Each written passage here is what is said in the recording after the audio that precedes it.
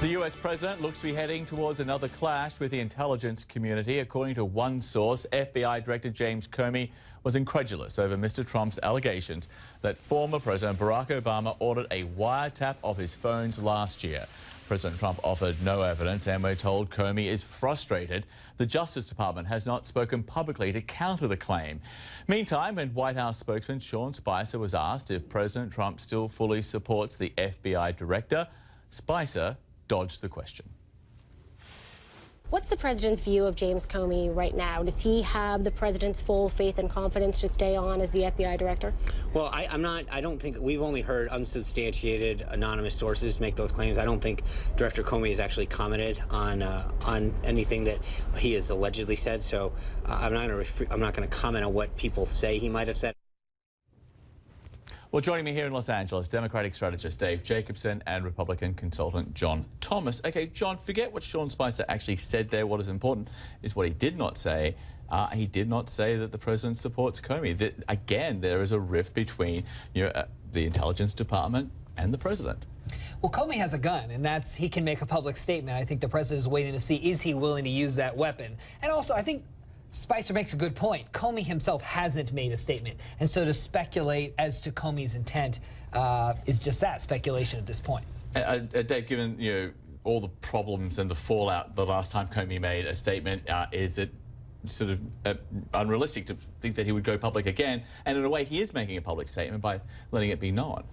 In a way, he totally is. I mean, he's gone to the New York Times, he's gone to other publications, and basically off the record on background has insinuated that, look, this is outrageous, this didn't happen. But I think what this ultimately underscores is the fact that the president is a compulsive flamethrower, and we really ought to start calling him by his true name, which is liar, liar, liar in chief. I mean, whether it's the Electoral College, the biggest landslide, pardon me, since Ronald Reagan, the voter fraud, or scores of other lies that have come out. I mean, this is just, the lying is just beyond the pale. John, you said, Comey has not made a public statement, but, if the president wanted, he could actually speak to James Comey, the FBI director. He could also talk to the head of national intelligence, but as of Monday morning, it seems, the president hasn't done that. Listen to this. I don't know that he has talked directly with the FBI director. He can ask the director of national intelligence if this is true. Has he done that? Look, I don't know that actually that is the case, George. From my understanding is that there is a process that this has to follow, and in order to go through that process, the first step is a congressional review, and that's what we're asking to take place right now. Okay, whether or not that is the first step, I think, is debatable. But John, it certainly appears that Donald Trump has a lot more faith in what is essentially a dubious report which appeared on the Breitbart website than he does in the intelligence community. Well, I think it's more than the Breitbart website. I think there were a lot of claims, including the New York Times, that talked about potential wiretapping. We do know that General Flynn's phones were tapped. We're talking to a Russian ambassador. There are suspicions that, and I think they're fair suspicions, that Trump allies perhaps were spied upon. President Barack Obama's statement over the weekend parsed his answer in the saying that I did not order a wiretap. It doesn't mean that a wiretap wasn't done, that he wasn't privy to a wiretap. So I think President Trump just wants the facts. If a wiretap was done, Dave, doesn't that indicate something serious happened? Precisely. I mean, it's even more, it's a scarier issue.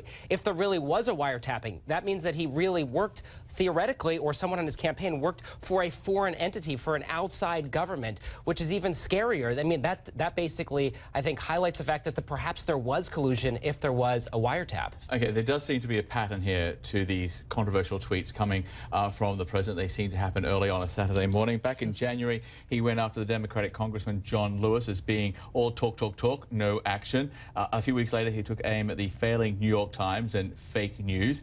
Then the comment about a so-called judge, that was after his first travel ban was blocked by the court. Dave, is this the Shabbat problem? When Jared Kushner and Ivanka, who are observant Jews, when they're not around, the president kind of goes off the rails. Right. They let the wild beast out. Yeah.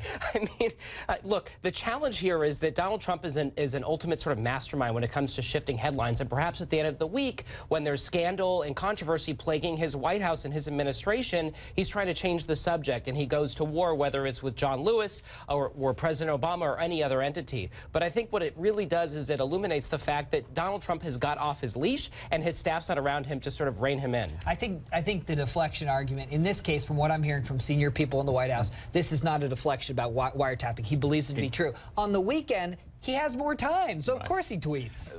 A lot of people believe a lot of things that don't actually make a lot of sense, but they're not the president. So I guess this has a lot more implications. Stay with us because the U.S. Republicans, they've unveiled their long-awaited bill to repeal and replace Obamacare. The plan would do away with the individual mandate, which requires most people to have health coverage or face a tax penalty. But it would still allow young adults to stay on their parents' plan until they're 26. House committees are expected to vote on the measure on Wednesday. John, already 4 Republican senators seem opposed to this. They're calling it Obamacare Light. Is this actually going to get through Congress in its current form? I think it will. The issue is, this is like just putting a Band-Aid on the problem. It's not fixing the problem. I think the White House has to lay out more of a comprehensive fix. But they're under such pressure because public opinion is turning against the president and his position on health care. So he has to start putting something out. Quickly, would Democrats support it? Yes or no? No, absolutely not. And by the way, public opinion is on the side of Democrats. Hart Research put out a poll, as reported by the LA Times today. 62% of Americans believe that they ought to keep the elements that people like about the Affordable Care Act and then just fix it, not repeal and replace. Okay, let's go quickly back to the president's weekend Twitter storm. After making those incredibly sensational remarks about the former president, Barack Obama, Mr. Trump also hit out at Arnold Schwarzenegger, tweeting he's been fired from The Apprentice for bad ratings. John, you're looking at the series of tweets. These came all within a short time of each other. And the timing here, does the president sort of equate high crimes and misdemeanors within the Oval Office with bad TV ratings?